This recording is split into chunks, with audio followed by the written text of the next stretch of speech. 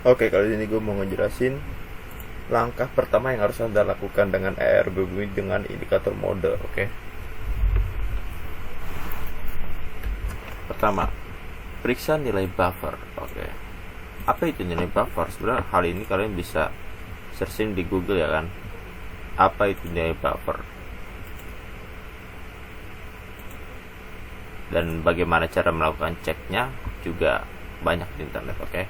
Jadi yang perlu kalian tahu adalah nilai buffernya aja. Oke. Setelah nilai buffer, tapi kalau misalnya kalian mau contoh, misalnya nih contoh nilai buffer, gue pakai Apex No Repaint. Biasanya klik ini ya. Nah, ini di sini nilai buffer. Oke. Kalau misalnya kursor diarahin ke tanda panah, kalau tanda arrow signalnya itu akan ada muncul nilai. Nah, nilai ini 0, nilai ini 1. Ini jadi buffer 0, ini buffer 1. Nah, berarti kalau misalnya tanda signal ini, ketika signal ini muncul, berarti 0. Sedangkan jika signal yang warna merah ini muncul, berarti 1.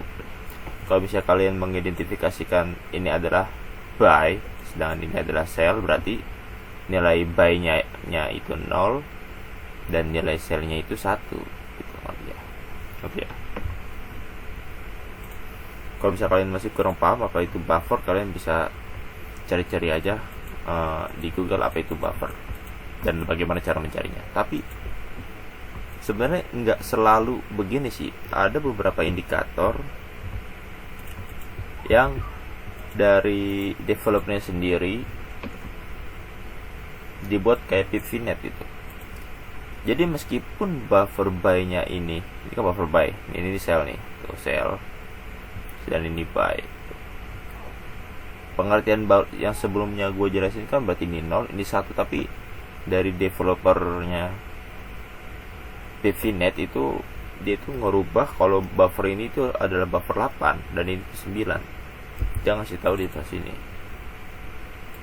Nah, buy buffernya 8, buy buffer 9. Nah ya, berarti kita ikutin aja sebelah sini. Tapi kalau misalnya ada indikator yang nggak ada keterangan buffernya, ya berarti pakai cara yang pertama tadi. Ini 0, ini 1, ini 2, ini 3, 4, bla bla bla dan seterusnya.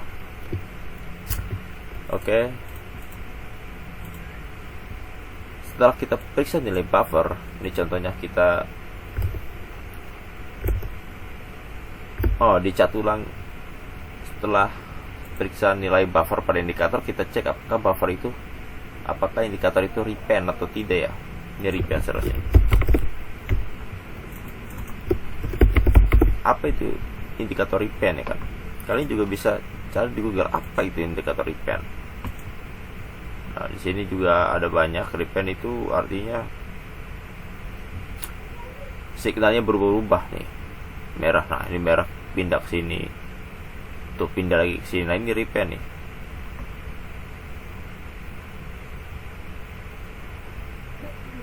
Nah, ini repaint. Biasanya zigzag juga repaint. Tuh pokoknya sinyalnya pindah-pindahan. Nah, jadi indikator repaint adalah indikator yang sinyalnya bisa pindah-pindah. Nah, itu nggak bagus sih menurut gue kalau dijadiin strategi ya. Nah, untuk mengeceknya kalian juga bisa cek di Google aja sih, atau di YouTube tuh, repaint indicator forex, how to detect repainting. Today we're going to the meta chain. Bla bla bla bla ya. Kalian cek aja lah ya. Tapi kalau misalnya dari gua, cara ngecek indikator repaint itu sebenarnya gampang. Yang pertama kalian pakai misalnya indikator Apex. Kita copy paste namanya dan ke backtest, ke indikator, dan ke RB check repaint. Nah, ini dia. Nah, di RB check repaint ini paste namanya dan nilai buffernya tadi 0 dan 1 ya kan. Kita kan udah dicek barusan 1. Klik OK, baru kita backtest.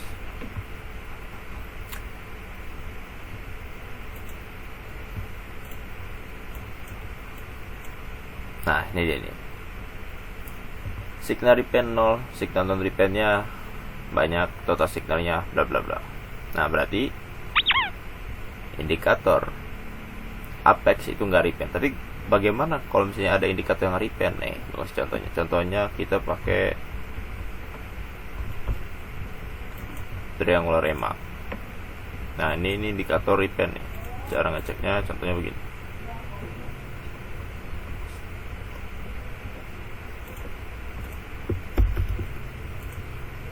Kita lihat buffer buoy-nya. Ini triangular. Oke. 0 1 dimulai dari sini ya. Huruf 0-nya dimulai dari indikatornya itu, baris indikator. Ini kan indikator becek repen. Ini triangular. Berarti 0 1 2 3 4.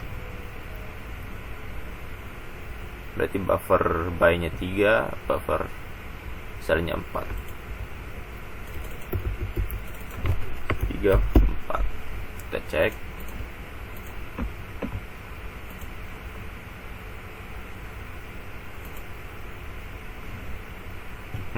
Ada tuh, muncul tuh kan.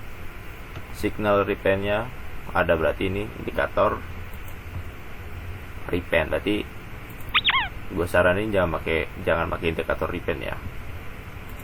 Oke. Karena kita pakai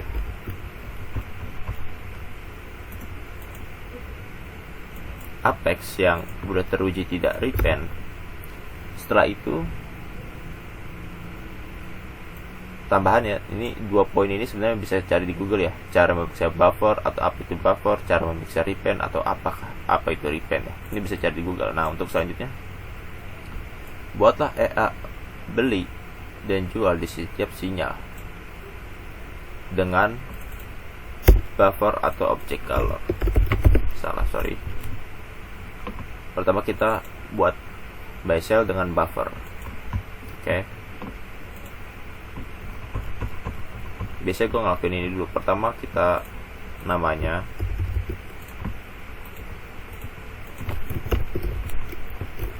karena kita udah mengetahui tadi buy-nya 0 dan sell-nya 1, catat aja.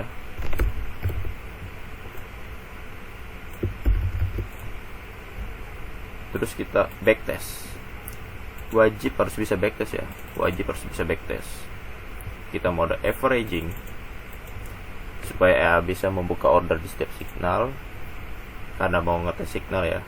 Terus ke main OP signal, buffer namanya non repen dan buffer buy nya 01, buffer buy 0, sell nya 1 0 1. Oke. Baru kita backtest, kita cek apakah EA benar-benar membuka order sesuai dengan sinyal. Buy, kita percepat. Oke, kita tunggu order sell. Di mana order sellnya? Buy lagi.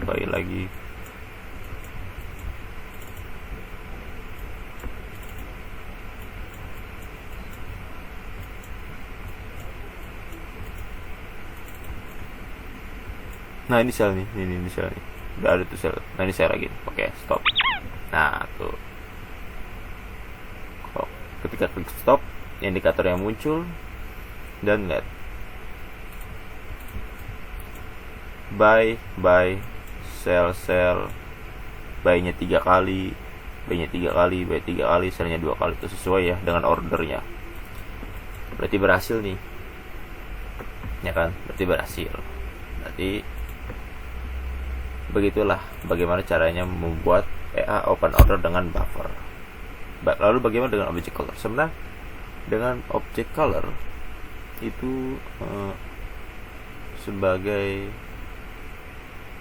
pilihan lain jika indikatornya nggak punya buffer gitu. Jadi ada beberapa indikator yang nggak punya buffer. Kalau indikatornya nggak punya buffer, berarti kita pakainya object color. Nah, bagaimana caranya pakai object color? Oke, kita ulang. Nah, sini misalnya gue mau pakai PVNet lagi. Anggap aja PVNet gak punya nilai buffer ya. kita anggap VNet gak punya buffer. Jadi kita bakal pakai object color. Untuk meriksa ada objek apa enggak, kita perbesar dulu. Ini kan nih sinyal sell, ini sinyal beli, sinyal buy. Klik kanan, objek. Tapi biasa di sini harusnya ada namanya gitu. Diklikin, itu tuh nama itu. Buy, tuh kan. Nah itu namanya itu buy. Sedangkan ini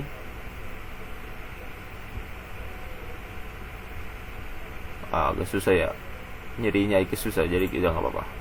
Objek, list all, ini buy. Nah sebenarnya kita nggak perlu copy paste semua namanya, karena terkadang beberapa nama indikator objek belakangnya itu beda. Jadi kita copy paste nama yang selalu tetap dan tidak berubah-ubah gitu. Berarti speed VNet color by sama dengan nama objek dan warna. Oke. Warna. Wah, oke. Sedangkan selnya harga ini exit. Ini selnya merah.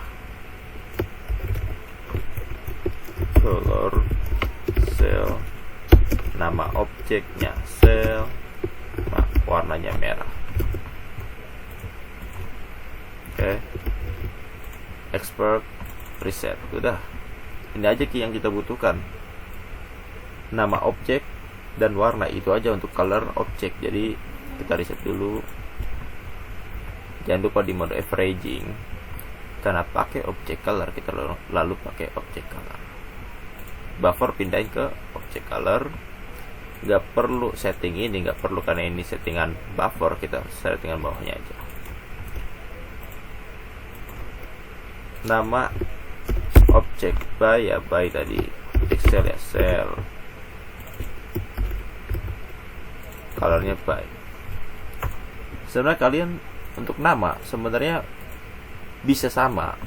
Kalau dalam beberapa kasus indikator itu bisa kita nematin nama yang sama, tapi EA nggak peduli dengan nama. Yang EA peduli itu adalah warnanya. Yang penting warnanya beda gitu. Kalau signal buy dan sellnya punya nama yang sama tapi warnanya beda, tetap EA akan membaca perbedaan gitu ya.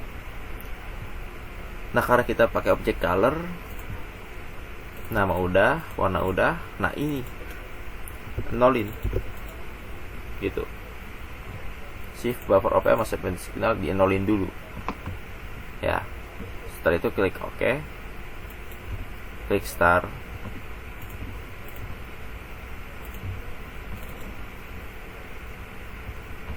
Oke. Karena kita pakai object color, kita attach indikator ke chart. Klik OK, lalu jalankan.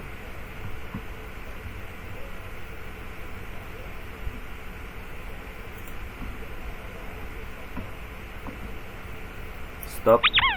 Nah ya. Oh ini panahnya di sini, buy-nya di sini ya. Mungkin karena kita pakai quick analysis ya. Coba kalau kita pakai slow analysis.